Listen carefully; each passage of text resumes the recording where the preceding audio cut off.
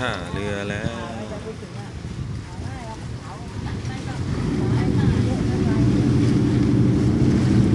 มืดเฮ้ยไม่ถึงเอาใหม่เอาเสานี้ต่อไป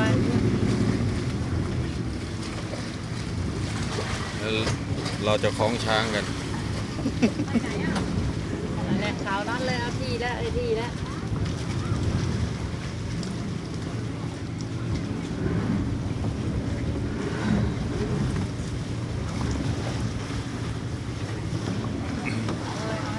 ขึ้นตรงนี้สิชืบชนก็เหมือนจะเก่งเลยขึ้นก่อนชึบ